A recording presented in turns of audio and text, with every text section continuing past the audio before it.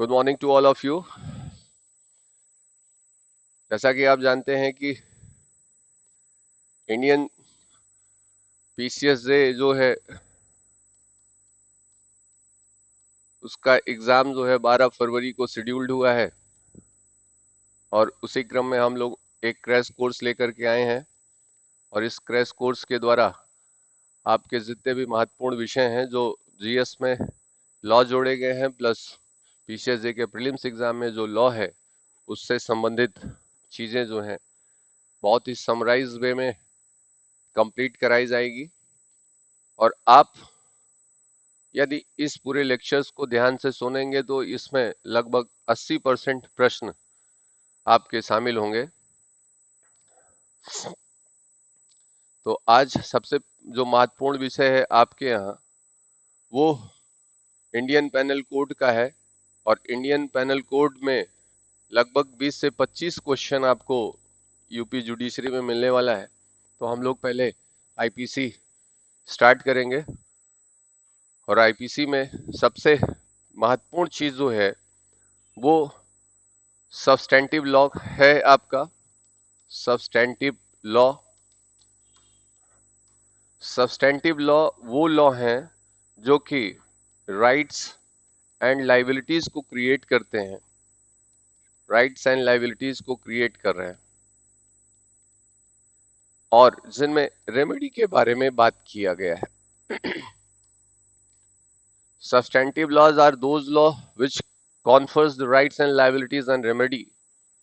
और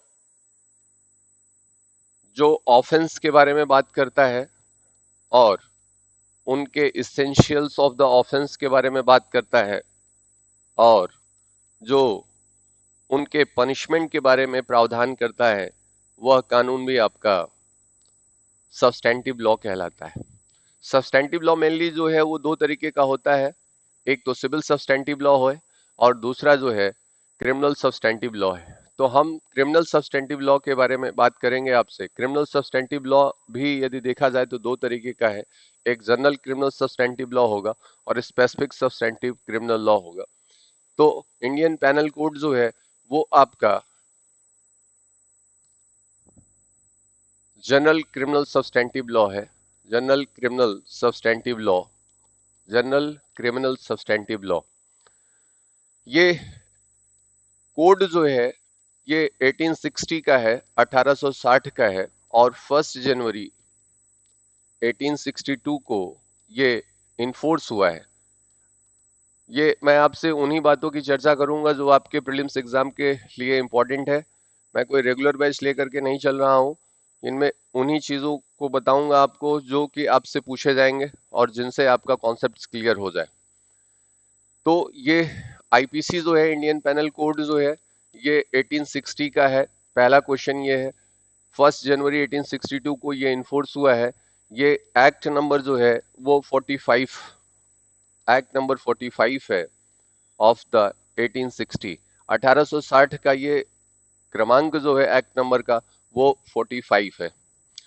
यहाँ पे ये फर्स्ट लॉ कमीशंस के द्वारा ड्राफ्ट किया गया था।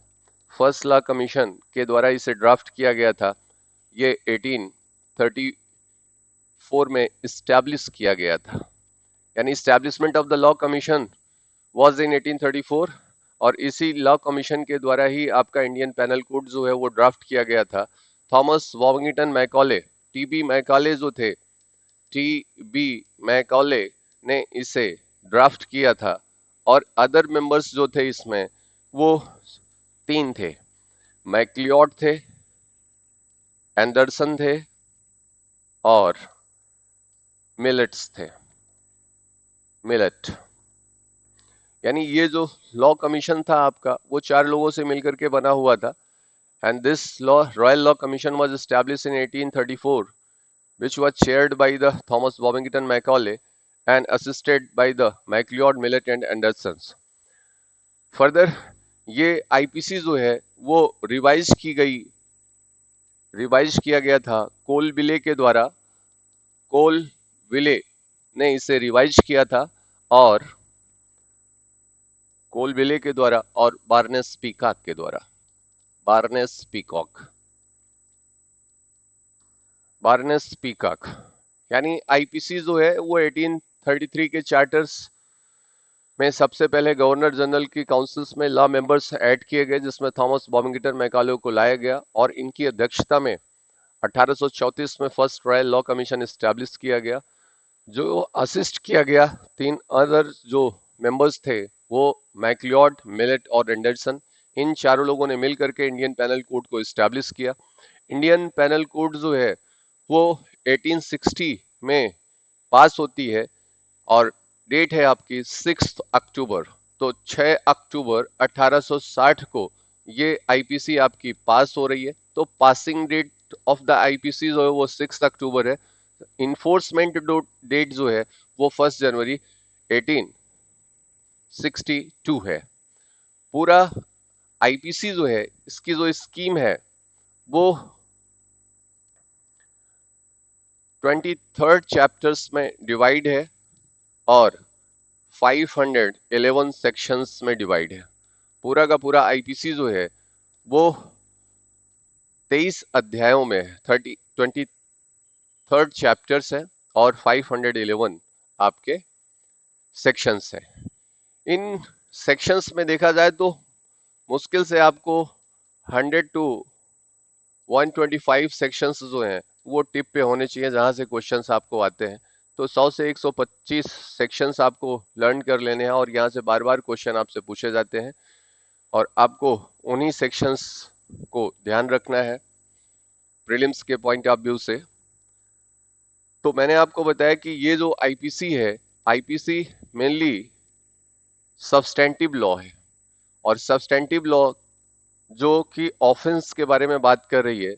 ऑफेंस, उनके इसेंशियल्स क्या है और थर्ड है आपका इसके लिए पनिशमेंट क्या है, पनिशमेंट्स। तो ऑफेंस क्या है, इसेंशियल्स क्या है, पनिशमेंट्स क्या है, इसके बारे में जो प्रावधान करता है वो इंडियन पेनल कोड में बताया जा रहा है। इंडियन पेनल कोड में सबसे पहली चीज जो आपसे पूछी जाती है वो ऑफेंस के बारे में है। तो क्वेश्चन है कि ऑफेंस है क्या। तो ऑफेंस की स्टैट्यूटरी डेफिनेशंस जो है वो सेक्शन 2 एन सीआरपीसी में दिया गया है। Section 2 N CrPC, any act or omissions which is forbidden by law, which is prohibited by law, which is punishable by law is an act। एक छोटी सी डेफिनेशंस दी गई है और इसे आपको याद कर लेना है। सेक्शंस याद रखिएगा। Section 2 N of the CrPC जो है वो ऑफेंस को डिफाइन करती है। सेक्शन 40 ऑफ द आईपीसी जो है वो आपके ऑफेंस के बारे में प्रोविजन करती है। तो दो सेक्शन यहाँ पे इंपॉर्टेंट है। पहला 2 एन जो सीआरपीसी में बताया गया है और section 40 of the Indian panel code. तो ऑफेंस पूछा जाएगा किस सेक्शन में बताया गया है, तो सीआरपीसी का सेक्शन 2 एन है और आईपीसी का सेक्शन जो है वो 40 है।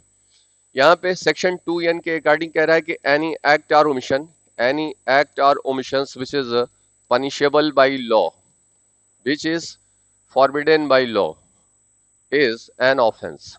ऑफेंस क्या है, वो कार्य या ऐसा लोप जो विधि के द्वारा प्रोहिबिटेड है, किसी लॉ के द्वारा उसे प्रोहिबिटेड कर दिया गया है या जो है पनिशेबल बना दिया गया है। कोई भी ऐसा एक्ट या ओमिशंस जो पनिशेबल है, पनिशेबल बना दिया गया है या उसे प्रोहिबिटेड कर दिया गया है, वो ऑफेंस की श्रेणी में आएगा आपका। सेक्शन 40 भी देखेंगे तो एनी एक्ट और omissions which is punishable by law is an offence. तो ऑफेंस की दो डेफिनेशन मैंने आपको बताया। सेक्शन 2 एन याद रखिए जो कि सीआरपीसी की है और दूसरा जो है आपका सेक्शन 40 जो आईपीसी में बताया गया है। यहाँ पे ऑफेंस के इसेंशियल्स क्या है, तो ऑफेंस किन किन चीजों से कॉन्स्टिट्यूट होता है, इसके लिए 4 एलिमेंट्स की आवश्यकता होती है। पहली चीज जो है वो पर्सन होना चाहिए। First things is a person. Second, actus reus होना चाहिए, एक्टस रियस होना चाहिए। थर्ड, मेंस रिया होनी चाहिए और फोर्थ जो है इंजरी कॉज होनी चाहिए। यहाँ पे ये 4 एलिमेंट हैं ये ऑफेंस के, यानी एलिमेंट्स ऑफ ऑफेंस के बारे में यदि आपसे प्रावधान पूछे कि what are the elements of an offence, तो चार हैं। पहला पर्सन, दूसरा जो है वो एक्टस रियस, तीसरा जो है वो mains rea, and fourth one is a injury. These four element constitute an offence. ये चारों एलिमेंट्स जिस ऑफेंस में हैं उन्हें कंप्लीट ऑफेंस बोला जाता है, इन्हें कंप्लीट ऑफेंस बोलेंगे। और ऐसा कोई ऑफेंस जिसमें इंजरी आपका नहीं है, इंजरी नहीं है, इंजरी नहीं होता है, वो आपका इनकोएट ऑफेंस कहलाता है, या इनकम्प्लीट ऑफेंस कहलाता है, या प्रिलिमिनरी ऑफेंस कहलाते हैं। तीन चीजें मैंने आपको बताई कि ऑफेंस के एलिमेंट्स क्या है। तो ऑफेंस का जो एलिमेंट्स है आपका पर्सन है, एक्टस रियस है, मेंस रिया है और इंजरी है। पर्सन, एक्टस रियस, मेंस रिया और इंजरी, ये चारों एलिमेंट्स जिस ऑफेंस में रहते हैं उन्हें कंप्लीट ऑफेंस कहा जाता है। और इंजरी यदि एब्सेंट है, यानी सिर्फ तीन एलिमेंट्स हैं आपके, पर्सन है, एक्टस रियस है और मेंस रिया है, और इंजरी उसमें एब्सेंट है, तो ये माना जाएगा कि वो ऑफेंस आपका इनकोएट ऑफेंस है, प्रिलिमिनरी ऑफेंस है, या आपका इनकम्प्लीट ऑफेंस है। तो यदि आपसे क्वेश्चन पूछा जाएगा प्रीलिम्स एग्जाम में कि what are the essentials of the offence, तो चार एलिमेंट्स आपको बताने हैं। चारों एलिमेंट्स कौन से हैं आपके? पहली बात याद करिए, पर्सन होना चाहिए, there must be a person, there must be actus reus, second, third one is a mens rea and fourth one is a injury. तो यहां पे अब देखते हैं कि पर्सन जो है वो क्या है। वर्ड जो आया है पर्सन, पर्सन वर्ड जो है वो section 11 of Indian Penal Code में डिफाइन है। आईपीसी की धारा 11 में जो है वो पर्सन के बारे में प्रावधान करती है। यहाँ पे पर्सन जो है, पर्सन ये नेचुरल पर्सन भी हो सकता है और ये आपका लीगल पर्सन भी हो सकता है। यानी offence can be committed, offence can be conducted by the legal person as well as the natural person. और नेचुरल पर्सन में कौन है? वो आपके मेल है, फीमेल है या ट्रांसजेंडर है। मेल और फीमेल को आईपीसी के सेक्शन 10 में बताया गया है, मेल कौन है, फीमेल कौन है। पर्सन को सेक्शन 11 में बताया गया है।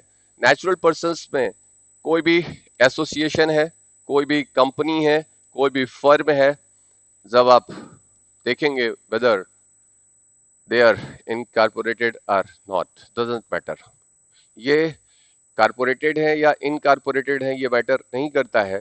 यहाँ पे लीगल पर्सन की श्रेणी में कोई भी कंपनी आएगा, कोई भी एसोसिएशन आएगा, कोई भी फर्म आएगी, या कोई बॉडी ऑफ इंडिविजुअल्स आ सकती है, बॉडी ऑफ इंडिविजुअल्स। तो ये आपके पर्सन्स है। पर्सन में जहां भी आपको इंडियन पैनल कोड में पर्सन वर्ड मिलेगा, यहाँ पे दोनों बातें शामिल होंगी, इसमें फॉरेनर्स भी आते हैं और आपके सिटीजन्स भी शामिल हैं, foreigners as well as the citizens. तो पर्सन को यदि क्लासिफाई किया जाए, तो यदि भारत में आया है कोई फॉरेनर्स तो वो भी पर्सन की श्रेणी में आएगा, सिटीजन है इंडिया का तो वो भी पर्सन होगा। पर्सन में नेचुरल पर्सन्स भी आते हैं, मेल हो सकते हैं, फीमेल हो सकते हैं या ट्रांसजेंडर हो सकते हैं। लीगल पर्सन्स में एसोसिएशन है, कंपनी है, फर्म है, बॉडी ऑफ इंडिविजुअल्स है।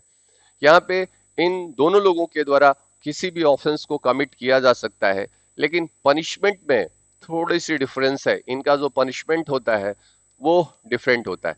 यदि हम पनिशमेंट की बात करें तो चैप्टर 5, चैप्टर 3 जो है वो आपका पनिशमेंट के बारे में प्रावधान करता है। चैप्टर 3 पनिशमेंट के बारे में प्रोविजन करता है, और पनिशमेंट जो आपको दिया जाता है ऑफेंडर्स को वो 5 तरीके का है।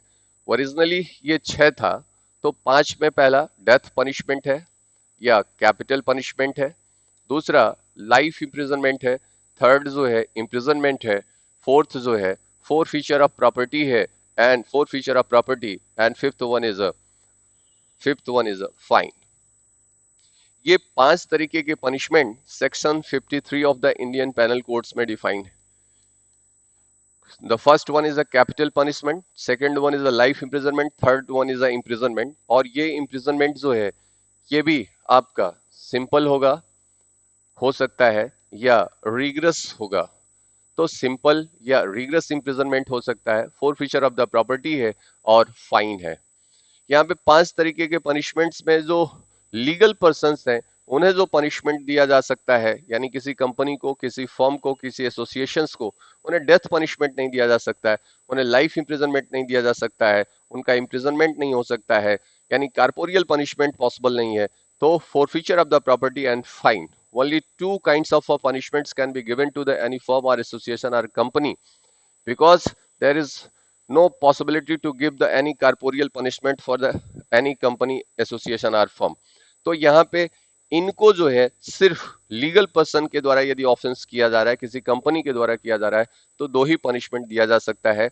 और यदि ये नेचुरल पर्सन है तो इनमें से किसी भी पनिशमेंट को दिया जा सकता है। तो सेक्शन 53 जो है वो चैप्टर 3 में बताता है कि आपके यहाँ 5 तरीके के पनिशमेंट इस समय है।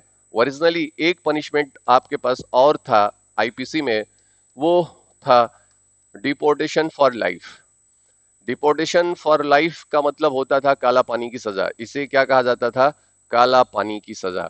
और काला पानी की सजा जो है वो समाप्त की जा चुकी है, यानी मौलिक रूप से आईपीसी में जो दंडों की संख्या थी, जो पनिशमेंट की थी, वो 6 थी। आज की डेट में जो पनिशमेंट है वो 5 है। एक समाप्त कर दिया गया है, वो काला पानी की सजा थी जो डिपोर्टेशन फॉर लाइफ था। ये क्रिमिनल लॉ अमेंडमेंट के द्वारा इसे समाप्त कर दिया गया। तो वर्तमान में यदि आपसे क्वेश्चन पूछता है तो इस समय जो पनिशमेंट की संख्या है वो 5 है। ओरिजिनली आईपीसी में यदि पूछा जाए पनिशमेंट की संख्या कितनी थी तो वो 6 थी। अब हमने बताया कि यदि वो नेचुरल पर्सन है तो पांचों तरीके के पनिशमेंट उसे दिए जा सकते हैं। यदि वो लीगल पर्सन है तो केवल 2 तरीके के पनिशमेंट उसे दिए जा सकते हैं, forfeiture of property and fine. दूसरा एलिमेंट है आपका एक्टस रियस। एक्टस रियस ये आपका 2 वर्ड से मिलकर के बना हुआ है। ये है एक्ट और दूसरा है रियस, का मतलब प्रोहिबिटेड बाय लॉ।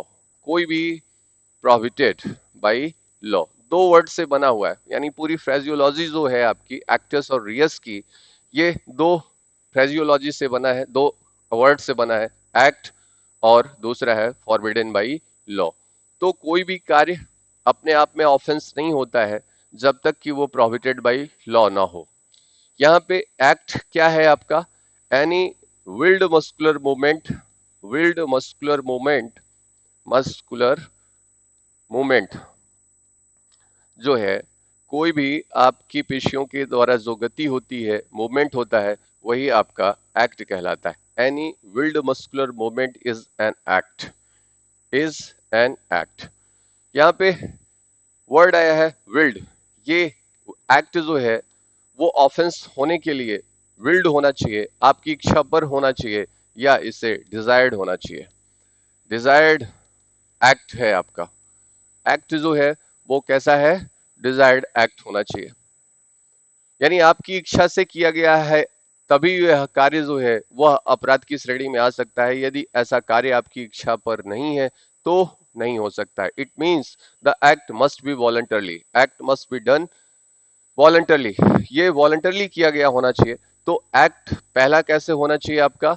वो वॉलंटरली किया गया होना चाहिए, ये आपकी इच्छा पर किया गया होना चाहिए, ये आपकी डिजायर पर किया गया होना चाहिए।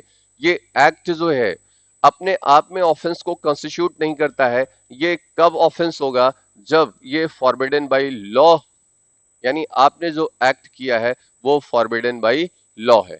लॉ का यहाँ वही मतलब है जो आपने आर्टिकल 13 में पढ़ा है, 13(3)(a) में पढ़ा है। आर्टिकल 13(3)(a) में लॉ को कैटेगराइज किया गया है, और लॉ का मतलब वहां पे बताया है कि कोई भी ऑर्डिनेंस है आपका, कोई भी ऑर्डिनेंस है। दूसरा जो है कोई भी ऑर्डर है, कोई भी रूल है, कोई भी रेगुलेशन है, कोई भी नोटिफिकेशन है, कोई भी customs and usages having the force of law, custom and usages and having the force of law, ये सारे के सारे आपके लॉ हैं। यदि इनका वायलेशन करके कोई एक्ट वॉलंटरली किया जा रहा है तो ये माना जाएगा कि आपने एक्टस रियस किया है। एक्टस रियस को यदि डिफाइन किया जाए तो एक्टस रियस का मतलब होता है कि actus reus is the result of actus reus is the result of actus reus is the result of human conduct. किसी भी ह्यूमन का जो कंडक्ट है उसका जो रिजल्ट है उसी को क्या कहा जाता है, actus reus, which law seeks to prevent, यानी लॉ जिससे क्या करती है, सीक्स टू प्रिवेंट, यानी उसे रोकना चाहती है कि जो मानवीय आचरण के द्वारा किए जा रहे हैं उन्हें ला नहीं करने देना चाहती है, उसी को कहा जाता है एक्टस रियस।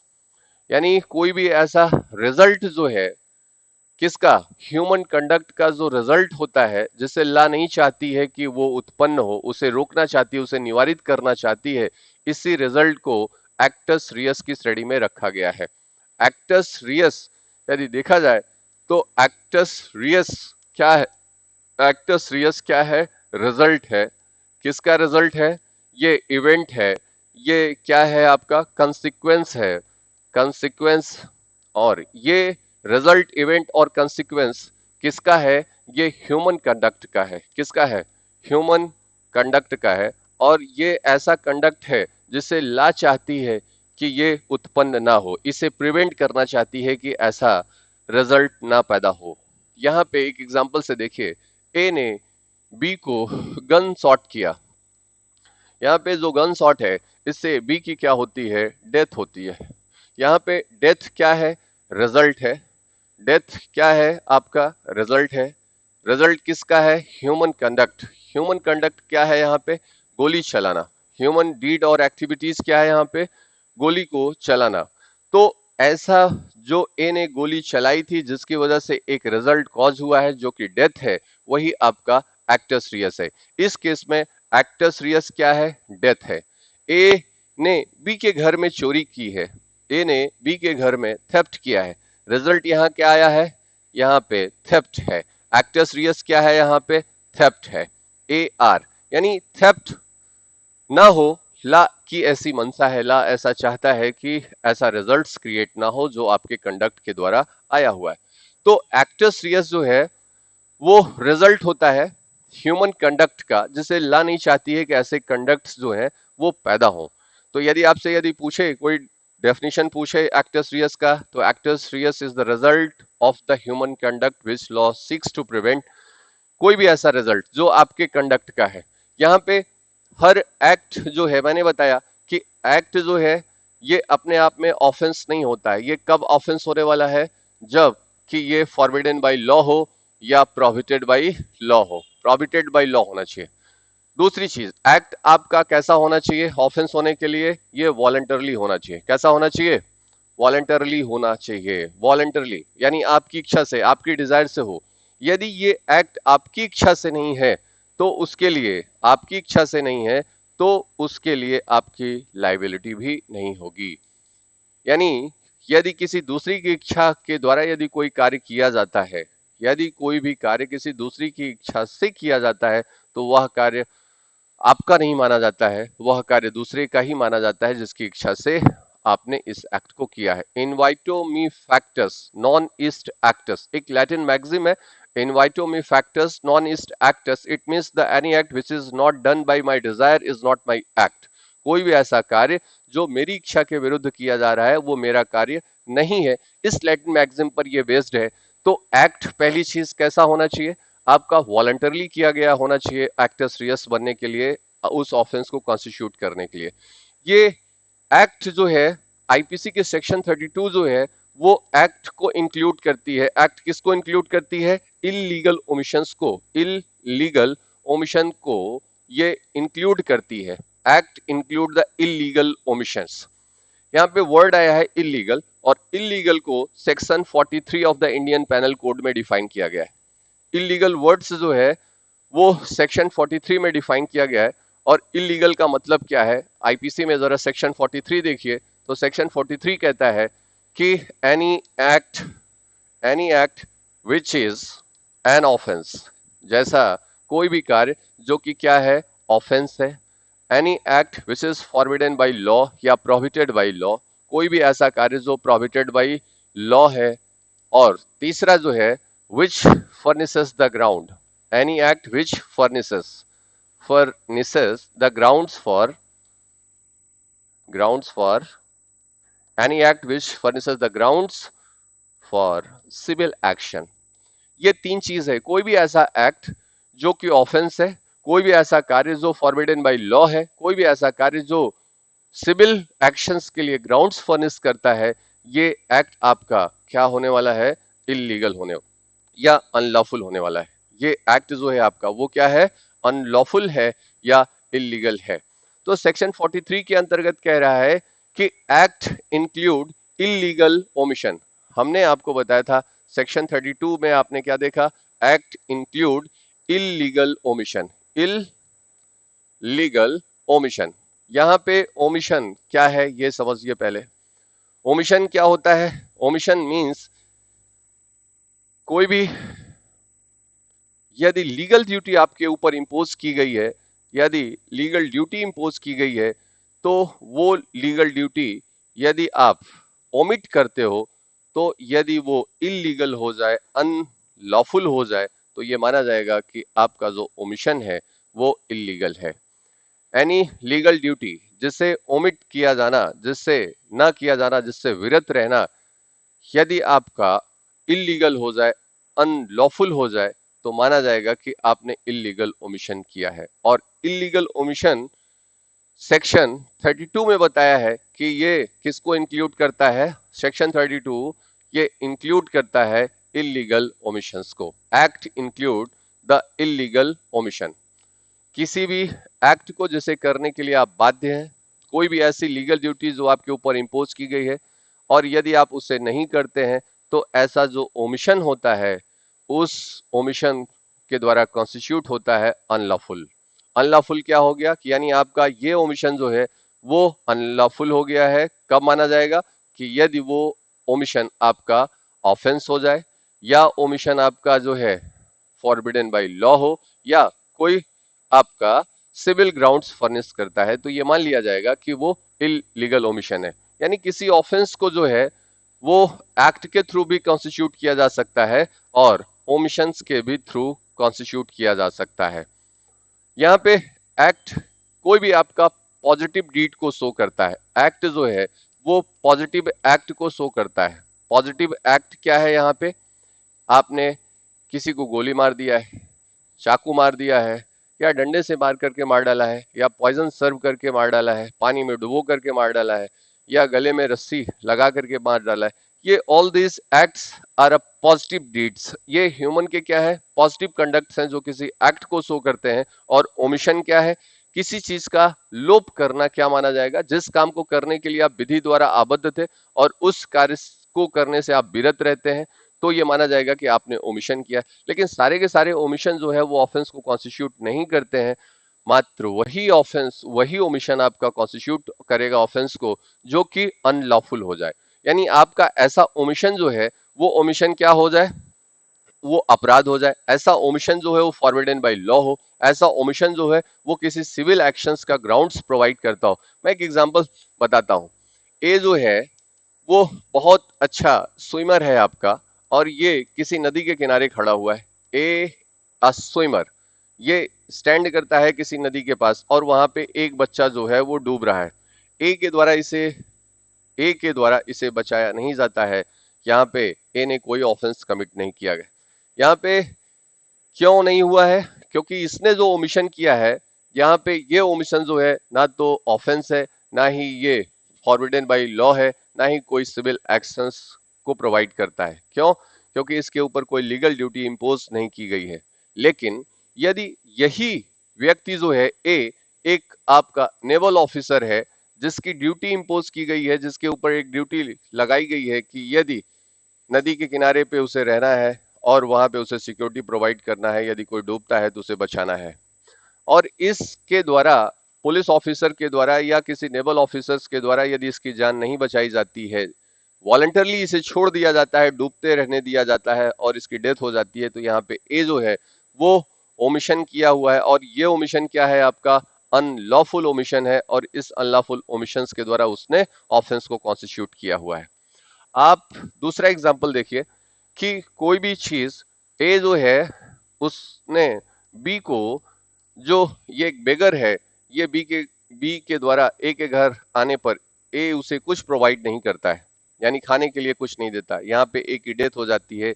ए यहाँ पे कोई ऑफेंस कमिट नहीं किया है क्योंकि ए को बी को देने के लिए, बी को फूड प्रोवाइड्स करने के लिए ए के ऊपर कोई लीगल ड्यूटी इंपोज नहीं की गई है। यहाँ पे इनके ऊपर कोई लीगल ड्यूटी इंपोज नहीं है। लेकिन यदि कोई जेलर है और जेलर ने आपके यहाँ किसी प्रिजनर्स को यदि खाना नहीं प्रोवाइड करता है, जानबूझकर खाना देने में लोभ करता है और उस प्रिजनर्स की स्टारवेशन की वजह से, भूख की वजह से कुछ दिन के बाद डेथ हो जाती है, तो यहाँ पे ये जो प्रिजनर, ये जो आपके जेलर्स हैं, ये लायबल होंगे। क्यों? क्योंकि इनके ऊपर एक लीगल ड्यूटी इंपोज की गई थी कि ये अपने प्रिजनर्स को फूड प्रोवाइड करेंगे। तो यहाँ पे जो एक्ट है वो एक्ट करके भी ऑफेंस को कमिट कर सकते हैं और ऑफेंस जो है ओमिशंस को कमिट करके भी किया जा सकता है। यहाँ मैंने बताया आपको कि एक्ट होना चाहिए। एक्ट कैसा होना चाहिए? वॉलंटरली होना चाहिए। दूसरा और तीसरा, एक्ट जो है वो इंक्लूड करता है इलीगल ओमिशंस को। इलीगल ओमिशंस के थ्रू भी ऑफेंस को कॉन्स्टिट्यूट किया जा सकता है, यानी कार्य के द्वारा भी अपराध किया जा सकता है और इलीगल ओमिशन के द्वारा भी अपराध को किया जा सकता है। एक्ट जो है ये पार्टली एक्ट के द्वारा भी हो सकता है, यानी यह ऑफेंस जो है ये पार्टली एक्ट के द्वारा भी हो सकता है, एक्ट पार्टली ओमिशन के द्वारा भी हो सकता है, पार्टली ओमिशन के द्वारा भी किया जा सकता है ये कार्य। तो कोई भी अपराध जिससे सिर्फ एक्ट के थ्रू किया जा सकता है। ए जो है ये बी को गोली मार करके भी डेथ कॉज कर सकता है, या इसे खाना ना दे करके भी इसकी डेथ कॉज कर सकता है। गोली मारा है तो ये पॉजिटिव डीड हुआ, पॉजिटिव डीड हुआ इसका मतलब ये एक्ट हुआ। खाना ना दे करके, जबकि ये उसे खाना देने के लिए लीगली बाउंड है, तो इसने क्या किया हुआ है? ओमिशन किया हुआ है। तो ओमिशन के थ्रू भी डेथ कॉज की जा सकती है, एक्ट के थ्रू भी डेथ कॉज की जा सकती है। और मैंने आपसे कह रहा हूं कि कोई जो रिजल्ट क्रिएट किया जा रहा है वो पार्टली एक्ट के द्वारा और पार्टली ओमिशन के द्वारा भी किया जा सकता है। यहाँ पे ए जो है ये जेलर है आपका, और ये जेलर सुबह प्रिजनर्स को मारता है, यानी एक्ट करता है, और शाम का खाना देने से उसे मना करता है, शाम को उसे खाना प्रोवाइड नहीं करता, यानी ओमिशन कर रहा है। और इन दोनों की वजह से उस रिजल्ट पे उसकी डेथ कॉज होती है कुछ दिन के बाद। तो यहाँ पे माना जाएगा कि इसने पार्टली एक्ट किया है और पार्टली ओमिशन किया हुआ है। पार्टली एक्ट और पार्टली ओमिशन। हस्बैंड है, हस्बैंड के ऊपर एक ड्यूटी है कि वो अपनी वाइफ को मेंटेनेंस प्रोवाइड करेगा, ये इसके ऊपर लीगल ड्यूटी इंपोज की गई है। हस्बैंड जो है अपनी वाइफ को मारता है, यहाँ पे इसने एक्ट किया है, और ये उसे कमरे में बंद कर देता है और उसे खाना पानी देना बंद कर देता है, यहाँ पे इसने क्या किया है? ओमिशन किया हुआ है। तो ये मार मार करके भी उसे मार डाल सकता है, ये एक्ट के थ्रू होगा। यदि ये खाना ना दे करके उसे 10 दिन 15 दिन कमरे में बंद कर दिया, उससे उसकी डेथ हो जाती है, ये ओमिशन माना जाएगा। यदि सुबह मारता है, शाम को खाना नहीं देता है, और इन दोनों के क्यूमुलेटिव इफेक्ट्स से वाइफ की डेथ हो जाती है, तो यहाँ पे हस्बैंड की जो लाइबिलिटी होगी डेथ के लिए वो partly act and partly omission के थ्रू होगी। तो मैं आपसे कह रहा हूं कि कोई एक्ट करके भी ऑफेंस कर सकते हैं, और ये एक्ट कैसा होना चाहिए? आपका वॉलंटरली होना चाहिए, आपकी डिजायर पर होना चाहिए, आपकी इच्छा पर होना चाहिए। डिजायर का मतलब मेरे है कि आप स्वयं उस काम को करने के लिए अपनी डिजायर से फॉलो हो रहे हैं, अपने विल से फॉलो हो रहे हैं, यानी आप किसी दूसरी की इच्छा से वह कार्य नहीं करते हैं। अब जरा एक एग्जांपल देखिए। ए जो है वो बी के ऊपर गन लगाता है, ए बी के ऊपर गन लगा देता है कि वो सी को मार, यहाँ पे सी को वो सिंपल हर्ट कॉज करे। यहाँ पे ए ने बी के ऊपर गन लगाया है कि वो बी जो है वो सी को सिंपल हर्ट कॉज करे या ग्रीवियस हर्ट कॉज करे। यहाँ पे बी सी को मारता है, यानी एक्ट किया है। एक्ट तो हो गया है यहाँ पे, लेकिन ये जो एक्ट है वो बी की डिजायर से नहीं हो रहा है, वो बी की डिजायर से नहीं हो रहा है। तो जो एक्ट बी की डिजायर से नहीं होगा वो बी का एक्ट नहीं माना जाएगा। यहाँ पे बी के द्वारा जो एक्ट किया गया है सी के अगेंस्ट, उसके लिए बी की लाइबिलिटी नहीं होने वाली है। क्यों? क्योंकि ये एक्ट जो किया गया इसकी अपनी इच्छा से नहीं किया गया, ये किसकी इच्छा से किया जा रहा है? ए की इच्छा से किया जा रहा है। यहाँ पे जो लाइबिलिटी होगी वो किसकी होने वाली है? ए की लाइबिलिटी होगी, बी की लाइबिलिटी नहीं होगी। मैं आपसे कह रहा हूं कि इनके द्वारा जो एक्ट किया गया होना चाहिए वो कैसा होना चाहिए? वॉलंटरली होना चाहिए। कैसा होना चाहिए? वॉलंटरली होना चाहिए। इनकी अपनी इच्छा से होना चाहिए। यदि इनकी अपनी कोई डिजायर नहीं है, ये कंपल्सन में किया जा रहा है, ये फोर्स में किया जा रहा है, ये क्वेरसन में किया जा रहा है, तो ये एक्ट इनका नहीं माना जाएगा। इसी को मैं कह रहा हूं इनवाइटो me factus non est acts. कोई भी कार्य जो मेरी इच्छा के विरुद्ध किया जा रहा है वह मेरा कार्य ना माना जाए, वह मेरा कार्य नहीं होगा। तो पहली चीज मैंने आपको बताया जो है कि वो जो एक्ट है आपका, एक्ट कैसा होना चाहिए? वो एक्ट होना चाहिए। एक्ट कैसा होना चाहिए आपका? वॉलंटरली होना चाहिए। और तीसरा जो है, एक्ट किसको इंक्लूड करता है? ओमिशन को भी इंक्लूड करता है। It means if any offense can be committed by the act by the positive deed, it can also be conducted by the negative deeds, that is the omission। और ये omission जो है कैसा होना चाहिए आपका? इलीगल होना चाहिए। और इलीगल वर्ड्स कहां पे है आपका?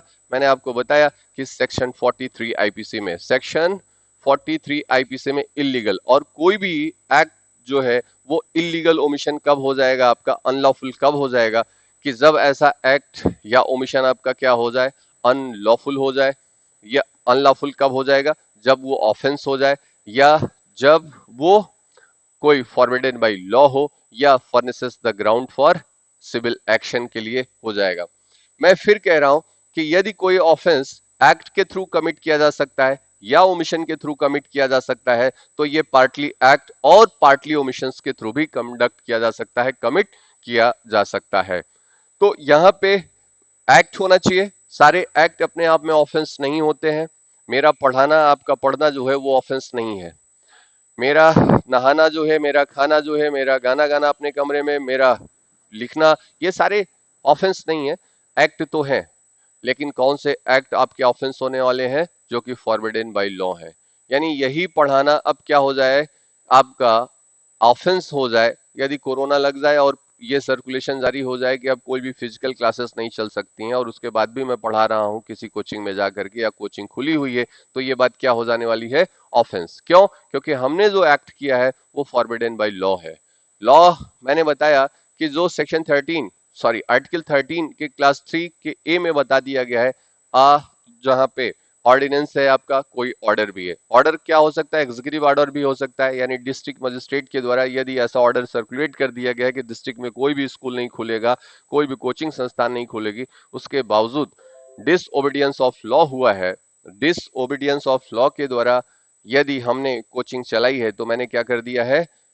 मैंने ऑफेंस कमिट कर दिया है, क्योंकि मेरा यहाँ पे पढ़ाने वाला जो एक्ट था वो किससे एसोसिएट हो गया है? रियस से, यानी फॉरबिडन बाय लॉ से। इन सिंपल यदि आप देखें, यदि कॉन्सेप्चुअली, तो आप इतने पॉइंट्स याद रखिएगा कि एक्ट होना चाहिए। एक्ट कैसा होना चाहिए? वॉलंटरली होना चाहिए। एक्ट जो है वो इलीगल ओमिशन को इंक्लूड करता है। यहाँ पे ये क्या है? सेक्शन 32 आईपीसी में बताया है। और ये पार्टली एक्ट के द्वारा भी हो सकता है और पार्टली ओमिशन के द्वारा। ये सेक्शन 36 आईपीसी में बताया गया है। सेक्शन 32 क्या कह रहा है? Act include the illegal omission. Section 36 IPC क्या कहती है? पार्टली एक्ट और पार्टली ओमिशन। और फिर सेक्शन 33 जो है वो इंक्लूड करता है act means a series of act. Act का क्या मतलब होता है? सीरीज ऑफ एक्ट भी हो सकता है, यानी बहुत सारे कार्य मिल करके एक कार्य को करते हैं। बहुत सारे लोग जो हैं वो मिल करके एक लोग गठित करते हैं, जिससे यह ऑफेंस कमिट होता है। तो act include a series of, act include a series of act हो गया आपका। आप देख लीजिए कि ए जो है वो दो लोग हैं, ए और बी, यहाँ पे सी को मारते हैं, यहाँ वीट करते हैं। ए भी मार रहा है, A1 किया, दूसरी बार मारा A2 हुआ, तीसरी बार मारा A3 हुआ, चौथी बार मारा है A4 एंड सो अर्थ। यानी ये और फाइनली एक रिजल्ट आता है ग्रीवियस हर्ट का। सी को जो कॉज होती है, जो चोट लगती है, वो ग्रीवियस हर्ट का है। तो यहाँ पे ये सारे एक्ट्स का क्यूमुलेटिव इफेक्ट जो है वो क्या है, ग्रीवियस हर्ट कॉज हुई है। तो यहाँ पे ये माना जाएगा कि ये पूरा एक्ट क्या है, एक सिंगल एक्ट है। और ये सिंगल एक्ट जो है ये किसको इंक्लूड करता है, A1 plus A2 plus A3 plus so on so fourth. ये सारे एक्ट्स जो हैं वो मिलकर के क्या बना रहे हैं, आपके सिंगल एक्ट्स बना रहे हैं। और इन सिंगल एक्ट से क्या हो रही है आपकी यहाँ पे ग्रीवियस हर्ट। तो act include a series of acts. Act जो है वो किसको इंक्लूड कर रहा है, सीरीज ऑफ एक्ट्स को। ए ने बी को 1 ग्राम पॉइजन दिया हुआ है, दूसरे दिन दूसरा ग्राम दिया, तीसरे दिन तीसरा ग्राम दिया, चौथे दिन चौथा ग्राम। और ऐसे करते करते जब उस पॉइजन की अमाउंट 10 ग्राम हो जाती है तो वो उस बॉडी में इफेक्ट दिखाती है।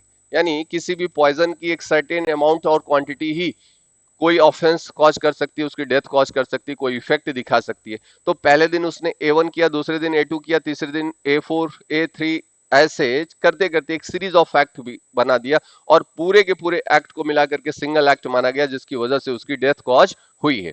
एक जो जेलर है वो एक दिन खाना नहीं देता है, ओमिशन 1, दूसरे दिन खाना नहीं दिया, ओमिशन 2, 3, 4, 5, 6, 7, ऐसे एक सीरीज ऑफ ओमिशन मिल करके उसकी लास्टली क्या करती है, डेथ कॉज करती है।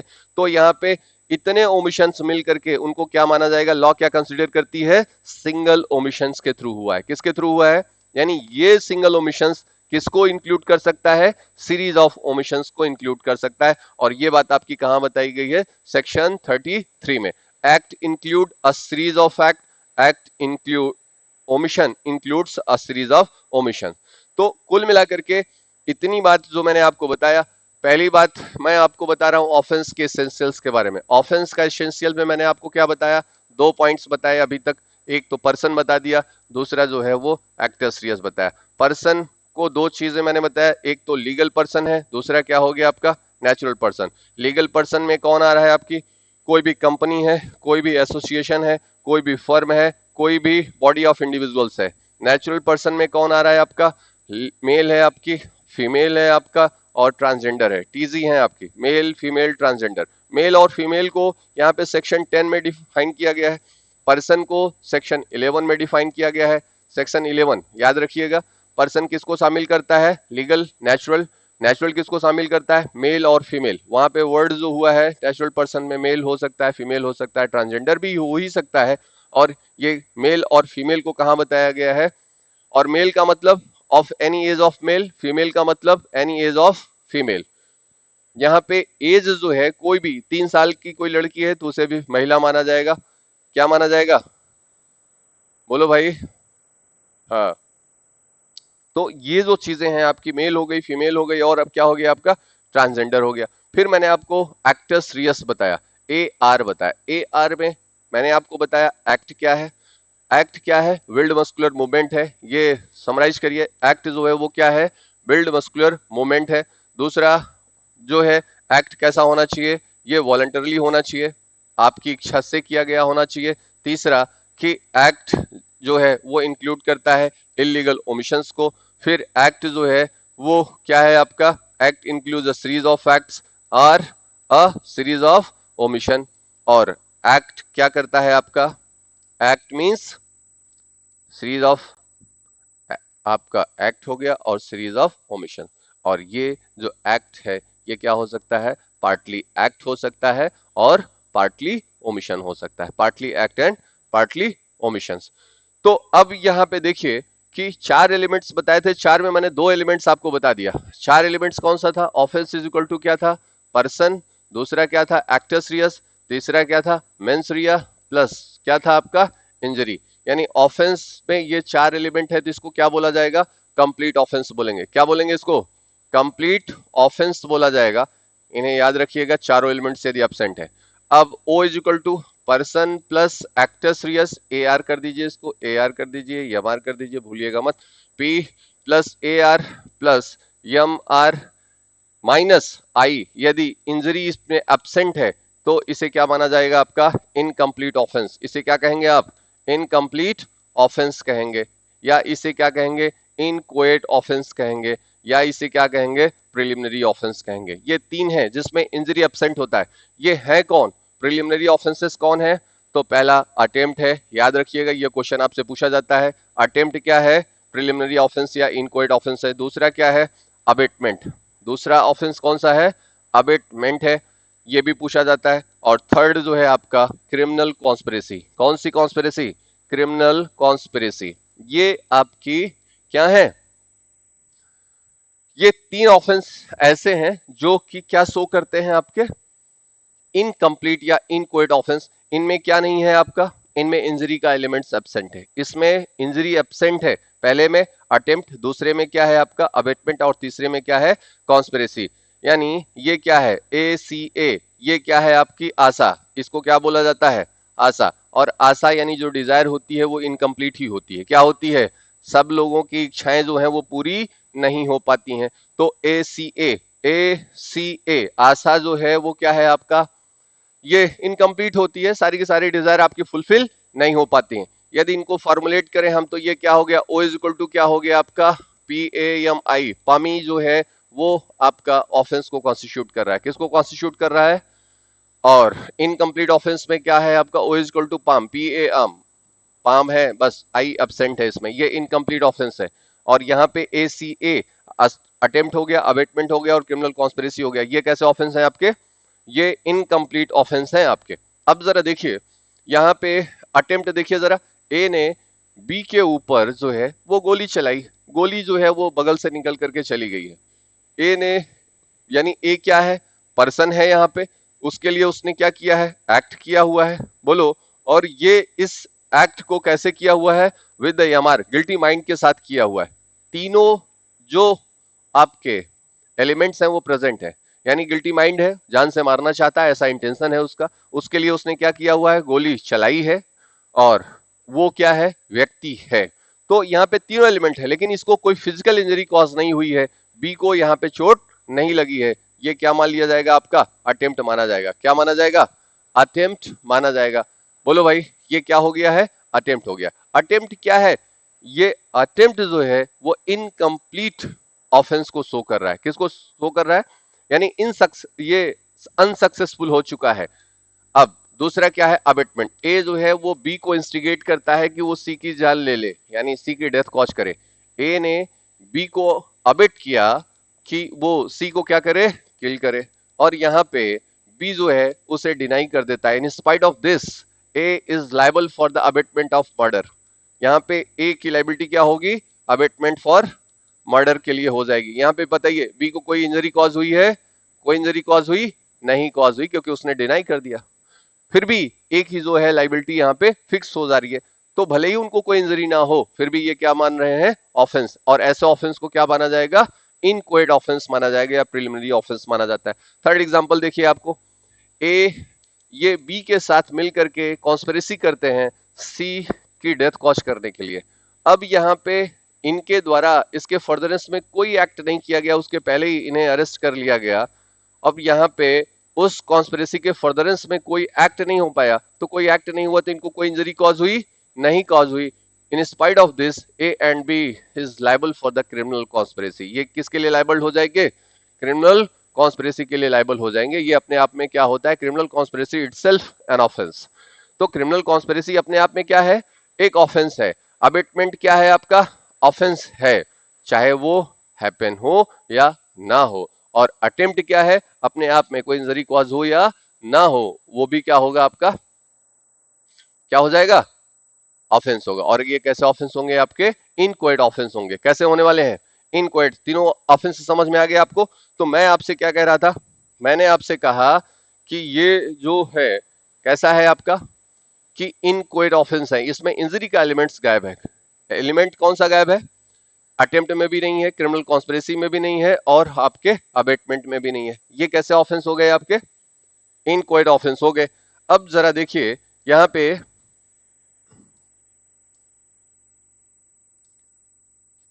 एक्टस नॉन फैसिट, एक लैटिन मैक्सिम है, एक्टस नॉन फैसिट, याद रखिएगा इसको, acts non फैसिट रियम निसी, रियम, acts non फैसिट रियम निसी mains seat रिया।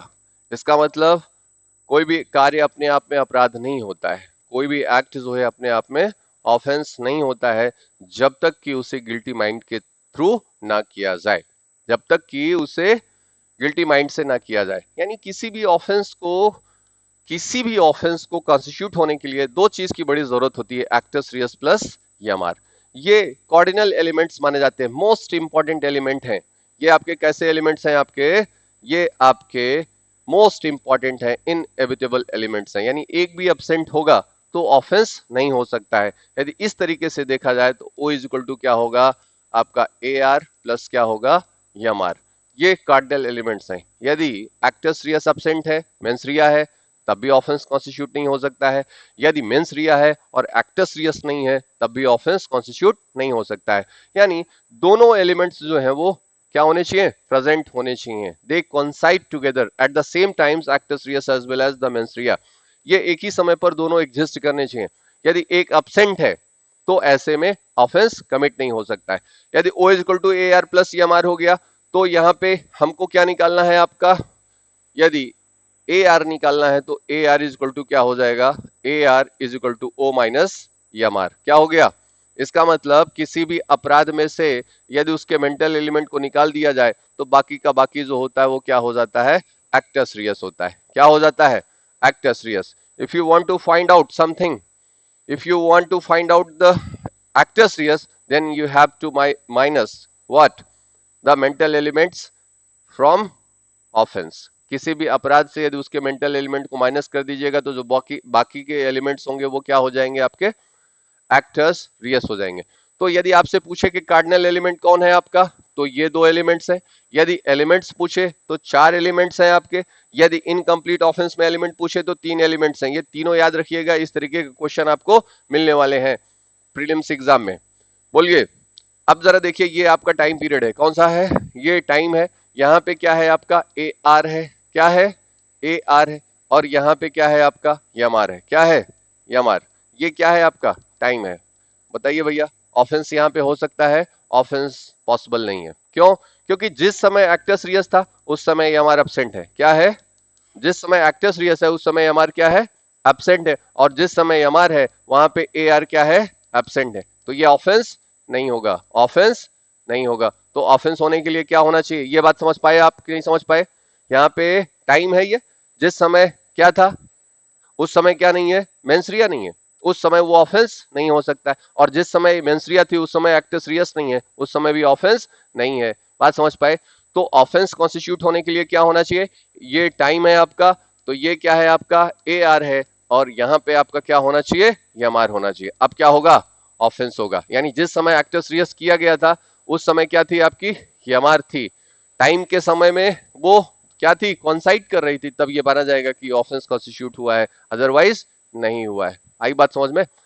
तो चलिए ठीक है, अब कल जो है अगली जो टॉपिक है आपका मेंस रिया, बहुत ही इंपॉर्टेंट टॉपिक है, वो हम लोग कंप्लीट करेंगे। आज ऑफेंस का मैंने दो जो है एलिमेंट्स कंप्लीट कराया है और इसे स्पीड अप करेंगे। ये प्रयास करेंगे कि इसे पूरी आईपीसी और पूरे सिलेबस आपको जल्दी से जल्दी समाप्त कर दिए जाए आपके एग्जाम के पहले। आप लोग जल्दी से जल्दी जुड़िए, शेयर करिए, सब्सक्राइब करिए। धन्यवाद।